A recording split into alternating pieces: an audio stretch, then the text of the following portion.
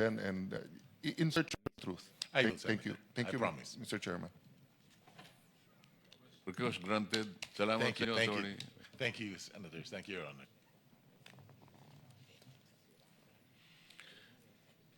Attorney Baligod, dito sa sinumpaang pinagsama-samang salaysay, ang ating mga 18 ex-soldiers ay nagbanggit ng mga ilang mga katauhan na sa inyong pagsasalaysay, nakita ninyo, nakasama ninyo,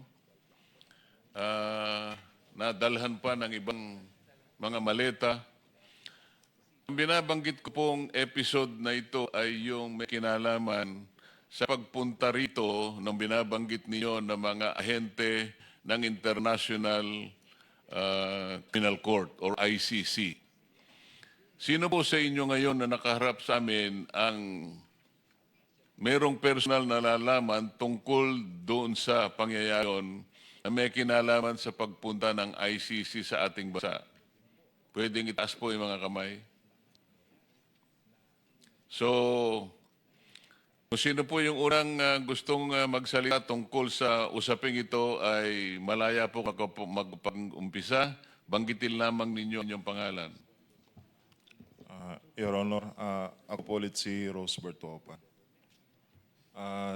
December po 2023, unang dumating po ang unang pagkakaalam po ni is bisita po ni Boss Elizalde ko. Sino po? Ang pagkakaalam po namin, sabi po ni Mark Tiksay po namin, may bisita pong paparating si Boss ng mga foreigner. Which later on po nalaman namin na mga investigator po ng ICC.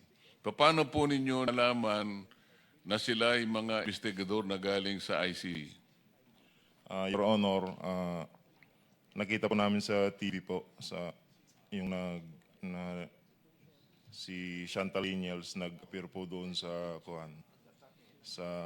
TV po. Then siya po yung napicturean ko na ini-escorta po namin dito po. Sino po nagbigay sa inyo ng tungkulin na asistihan ninyo yung mga ICC investigators? Paano po nagsimula ang inyong paglilingkod sa kanila? December 23 po, Your Honor, dumating po sila dito. Bumuo po ng team, foreigner, duty detail po, ang team leader namin. Yun po. Then, sinundo namin sa airport po, then dala namin sa Setadines, Makati, yung unang accommodation po nila. Paano po ang coordination ninyo? Kailangan ikwento po ninyo, paano ninyo susundo, sino ang nagbibigay sa inyo ng utos, paano saan nyo sila dadalhin, saang lugar po nyo dinadala. Kung ano po yung nakasulat dito, banggitin po ninyo for the record. All the time naman po, kasama namin si Mark Tiksay po. Siya po ang assistant po ng mga foreigner po. Then, yung team leader namin po, ang sinasabihan niya kung mga lakad, then kami po ang nagpo-provide ng security po sa kanila. Sino po pong mga katauhan ang involved dito sa pagdating ng tinatawag ninyo ICC operations? Ang unang nalala ko po na na-meet po nila is si Senator Trillanes po sa Dusit Tani. Ang una po nilang na-meet na tao po dito pag nila Sino po yung sila? yung ICC po, yung mga foreigner. Nung mag-meeting si dating Senador Trillanes, ka-meeting niya yung mga operator ng ICC, nakita niyo po sila? Yes, Your Honor, kasi nung paghatid namin doon sa closed door meeting po kasi yun sa Dusitani, si Senator Trillanes po yung sumubong sa mga foreigner.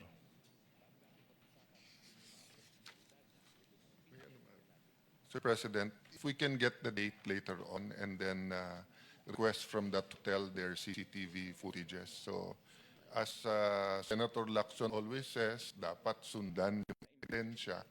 So, hindi ko na ulit-ulitin kasi baka makapaghanda yung iba eh. But take note lang ng staff natin, may binanggit silang delay at kaya nating sundan sa ebidensya. That will either prove or disprove yung sinasabi ng ating mga resource persons. Thank you, Mr. Chair.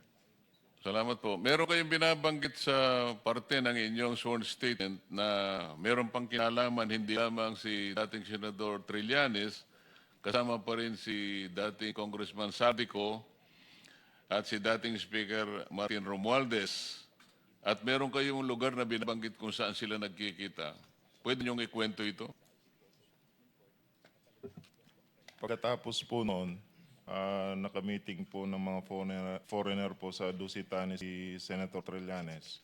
Mga ilang araw po, na-meet din po ng mga foreigner, sina dating Speaker po Romualdez, si Boss El Saldico, sa townhouse po. Then kasama rin po si Senator Trillanes doon. Unit 9, townhouse sa may Makidli po. Dito sa parte ng inyong salaysay ay dinetalye pa ninyo yung inyong daily routine detail. Hindi lamang bilang driver, merong security, merong team leader.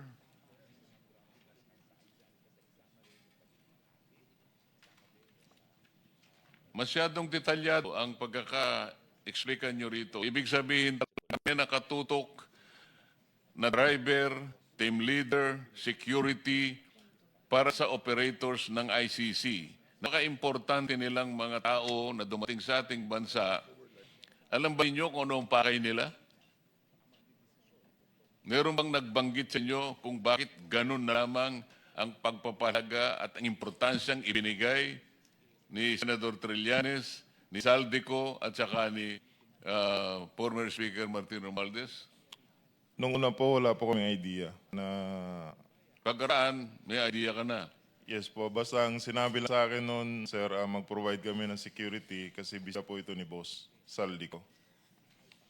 Meron kayong bilit na maleta patungkol dito sa operations ng ICC. Ikwento ninyo kung paano nag-operate ang maleta dito sa mga tauhan ng ICC na nagpunta sa ating bansa. Your Honor, ako po si Belnar Tube. From Horizon po, nag-advise po si Boss, magpapalit kami ng piso to dollar na 2 maleta. Doon sa Makati po. Bibili kayo ng US dollar. Yes, Your Honor. Dinala po namin ito sa Per Bank Makati sa Cedo Village po. Dalawang maleta worth of 50 to 60 M po ang laman. 50 to 60 million pesos ipapalit nyo sa US dollar. Yes, Anong po. bangko sa Makati? Per Bank po yung building, Your Honor, 146 sa Salcedo. Hindi siya bangko, sir. Parang money changer siya sa ano. Di ko ma-identify kung ano po yung room sa taas kasi marami po, isang beses lang po kami nag-deliver. So, hindi nyo, Kasi through contact po yung kailangan pumasok doon, sir. Kasi malaking halaga po yung pinapalit namin, sir. After nun, sir, alam mo ba ang dahilan bakit hindi sila dumaan sa bangko at sa money changer na lang dumaan? siguro, sir, sa laki ng figure po, sir. Hindi lamang yun. Yung pinaka-importante, bakit hindi sa bangko siya dumaan at dumaan siya sa money changer? Para hindi po matrace, sir, na ganong Ayun. malaki. After that, sir, na palit na namin ng piso to dollar. So, isang maleta na lang po yung kapalit, binaba namin sa van. Then, Kanino nyo binigay? after po nun, sir, binalik namin sa Horizon. Ang narinig ko po, sir, ibibigay po kay Speaker. Yun na po siguro yung kamiting nila Kong, sa Trillanes po. Doon na po yung ano po. Kasi kung pinalit mo ng dalar, gagamitin ng hindi Pilipino, di ba? Kasi tayo, ang gamit natin, sarili nating pera. Tama ba yun? Yes, Sir, Honor.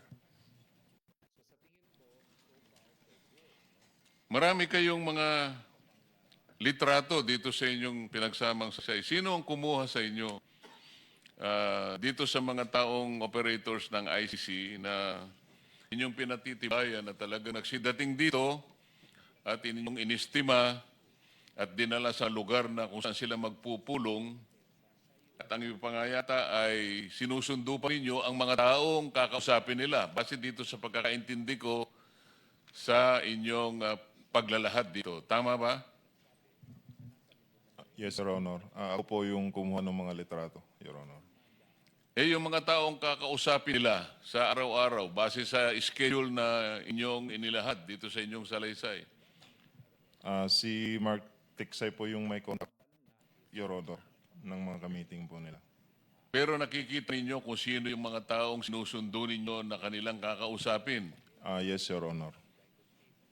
Ilan ang mga taong nausap nila magsimula nung pumunta sila rito hanggang sila'y matapos ng operasyon, sila'y nakauwi. Nung unang dating po nila ng December 2023, Your Honor, 2 beses lang po yung activity na ginawa nila. Yung na-meet po nila si Senator Llanes, then yung pumunta po sila sa townhouse. Then bumalik po sila October 2024, Your Honor. Then doon na po namin nakita ang sunod-sunod po na activity namin doon sa Maidas kasi yun po ang venue po ng investigation, Your Honor, ng mga foreigner. Nakita po namin doon ang mga witness po na kanilang ini-interview po. Magbigay po ako ng example, Your Honor. Katulad po ni Jed Mabi po. Ako po ang nagsundo sa lobby po ng Maidas, then inakyat po sa 10th floor kung saan doon po ang mga foreigner po. Salamat po sa inyong sagot. Balikan po natin sapagkat napaka-importante po ng ugnayan ng maleta mula sa Saldico hanggang sa mga bahay at lugar na pag-aari ni former Speaker Martin Romualdez. Gusto kong magsalita yung iba. Alam kong may kanya-kanya kayong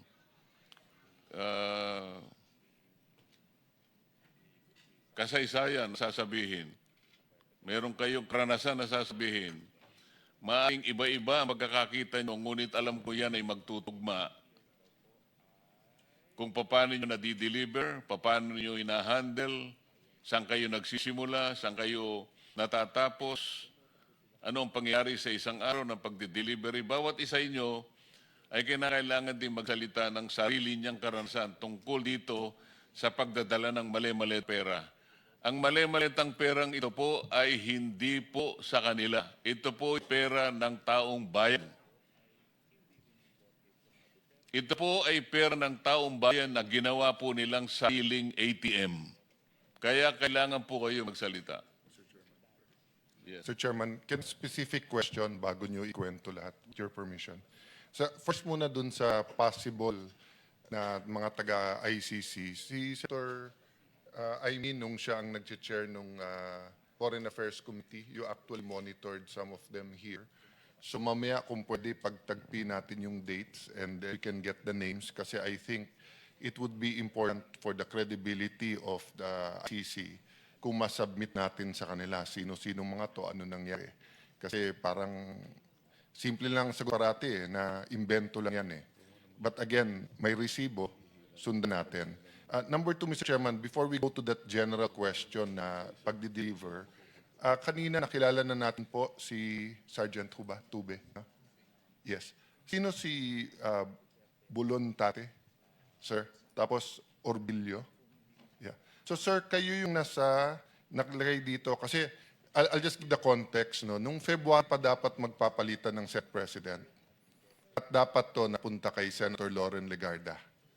Pero nakanggap kami ng matawag at dun sinasabi, hindi maaaresto si Senator Jinggoy, hindi magkakakaso, huwag siyang sumama. Narinig ko mismo yung conversation. Pero may kasama pa kasi kami isang senador